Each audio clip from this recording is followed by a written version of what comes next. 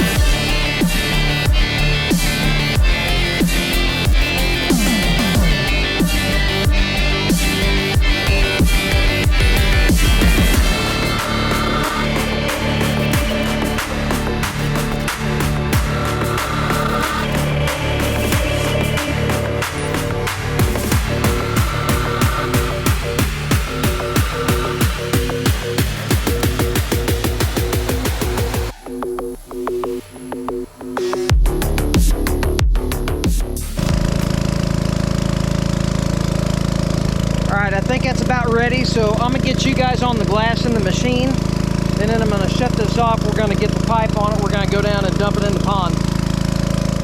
All right, now I don't have much bentonite in my super sack left, so I decided to cast out. Well, this is what I'm talking about, skim coating.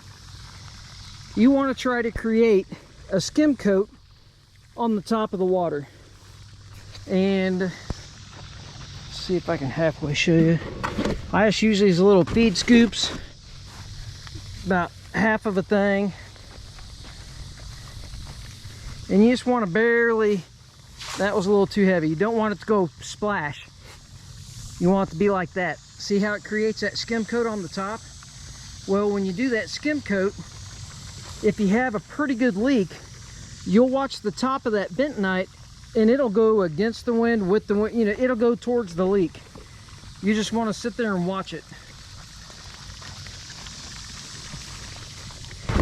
And sometimes it'll give you an indication of the leak depending on how high the leak is. The wind wasn't blowing, now all of a sudden the wind's blowing, so, and that's fine there. All that stuff on the top will come this direction. You want to throw it out as light as possible.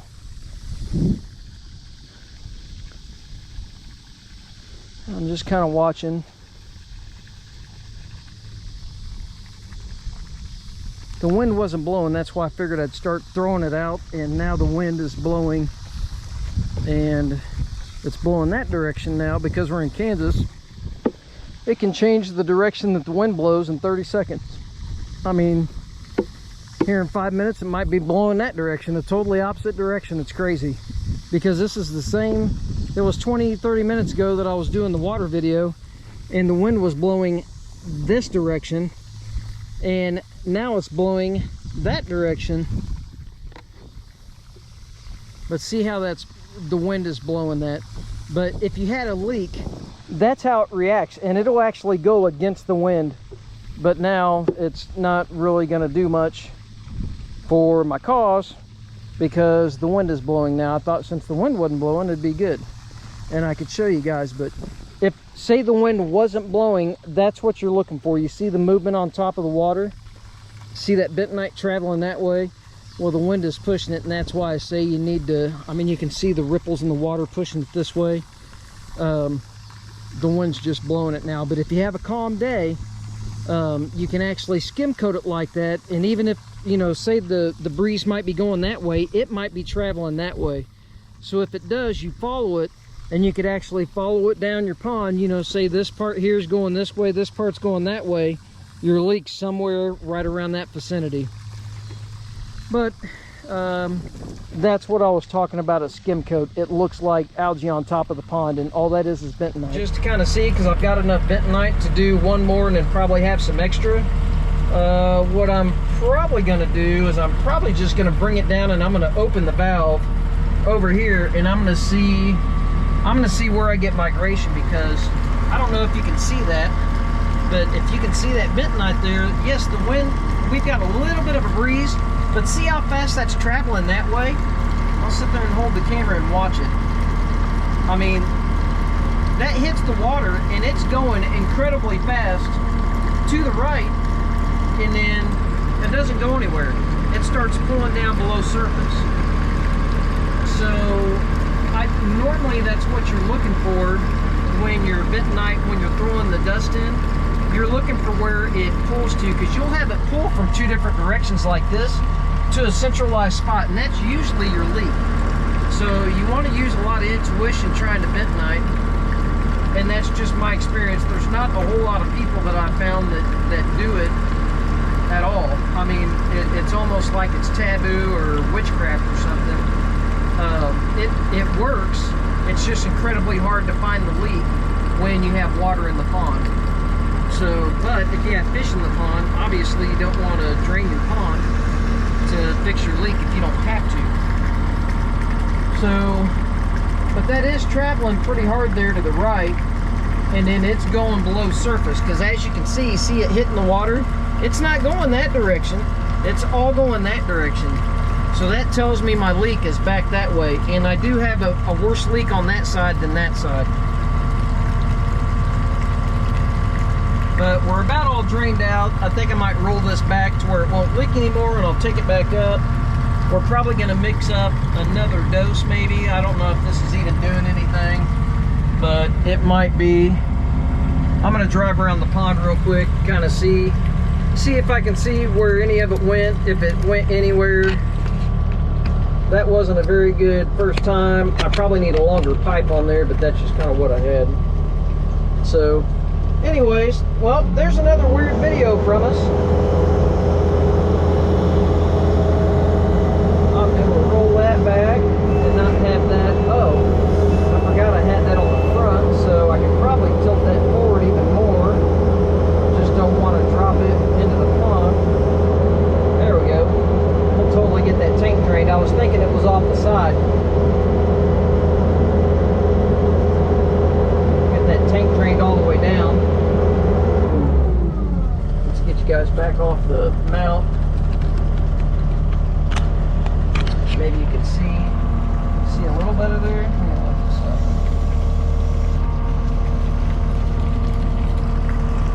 See, now watch the direction of flow. See how it hits the water and there's hardly nothing to the left, but everything's to the right, and it's traveling really quick. That's what you're looking for. Now sometimes if you have a large amount of bentonite already in the water, it'll go to that area because it's, you know, because of the, I guess it's because of the way it swells and whatnot, but that's traveling awfully quick. That's going pretty fast there. You see how fast that's going? And the top of the water's almost still. So that's traveling incredibly fast. You don't see any of that algae traveling the same direction. That's what you need to pay attention when you're bentoniting. That's kind of key to successful bentonite fix in a pond. But anyways, hopefully that might help you guys. And like I said, you can do the same thing in the casting method.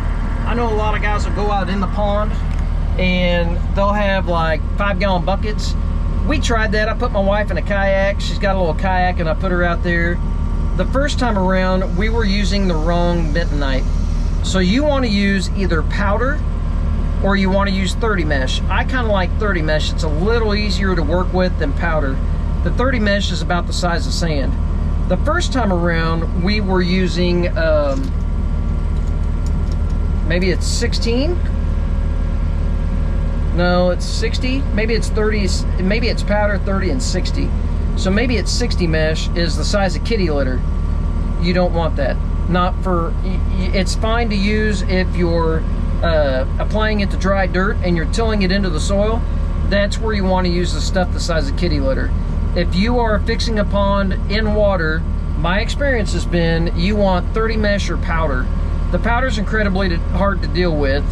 You can pour it in if you're getting in a boat and pouring it in, but if you are trying to apply it with a scoop, like what you've seen me doing, you definitely want, sorry, allergies, my nose is itching like it's going out of style. But if you're throwing it out and you're trying to dust in the area, you can get it mixed if you want with the powder, do like a 50-50 with the 30 mesh and the powder. That works pretty good. But it's a little tough to work with anything that's powder because, man, it's really fine. It's like talcum powder. But that's the principle of what you want to do. You want to throw it in, you want to watch your movement, because if you have a leak, you ought to see some movement. Even if you're out in the middle with a boat, I know a lot of guys, hang on, I'm gonna clean off the camera here. There you go. I'm not gonna clean off the camera. Bentonite's horrible to mess with too. You'll have it all over everything. I've already got it smeared inside the machine, and I washed my hands and stuff before I got in it. But you always want to watch the movement of it, and I found that if you can get that skim coat going, that's really when you'll kind of see it moving. You'll see a lot of movement on the water, and it'll actually pull it, and it'll pull it against the wind. I was doing it one day. The one day I was doing it, it's when it was really low. This is the same pond. This is my pond. Let me lift this up here.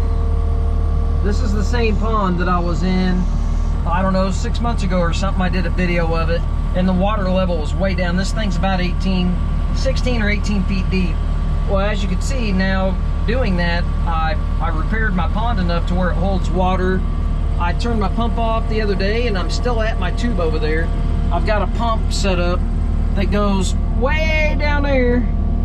That's way down there on the other side of my property, and it comes out, that blue pipe right there actually comes out from a well pump I've got about 500 foot over there, and it just pumps it. I've got a natural spring that when we bought the property, it was done. There's a natural spring over there, and it produces 450 gallon an hour. Well, my pump does about 700 and something gallon an hour, I think, is what it is. So I can drain my tank, or almost drain my tank down in about 3 hours with the, you know, the replenishment of the spring going into it, and then whatever we're taking out. I can run it about 3.5 hours. It filled my pond up fairly quick. Anyways, hopefully this helps. If you guys have questions on bentonite, I had one guy call me. Maybe don't call me, but shoot me an email or something. I always try to get back to emails. That way everybody can see it instead of just somebody calling. I need to call that guy back. But feel free to shoot me some comments, and in that way maybe it helps somebody else. I might try, I'll do a follow-up video. I'll wait and see a couple weeks or something. I'll see what this does, but like I said, I think I'm gonna mix up one more load. It took a little bit, but I might go ahead and just put the bentonite in the bottom first. No, we're not gonna even mess with that. We'll just pour it in like we did. Anyways, I'm gonna mix up one more load, and I'm gonna come out and probably put it a little further over here to the right, because it looks like there's an area that doesn't have any bentonite in it at all. So it almost looks like the bentonite is traveling along and then coming against the dam. So, and then over there, I'm gonna drive around and take a look at it and see. But over there, I've got a small leak on that side. I don't think it's large at all. And I think a lot of that was the upper layer of the dam. I think what was happening is it was leaking out the upper layer and going down the dam and then coming out at the bottom. The whole dam's keywayed in, but that doesn't mean anything. If you've got bad dirt, you've got bad dirt. I think we ended up finding sand when we built the pond, so, and we just didn't catch it. We found some loamy soil. Anyways, hope it helps. Please like and subscribe. And this one might be kind of a long video, but we'll see what happens. But hope it helps you out. Thanks. Bye.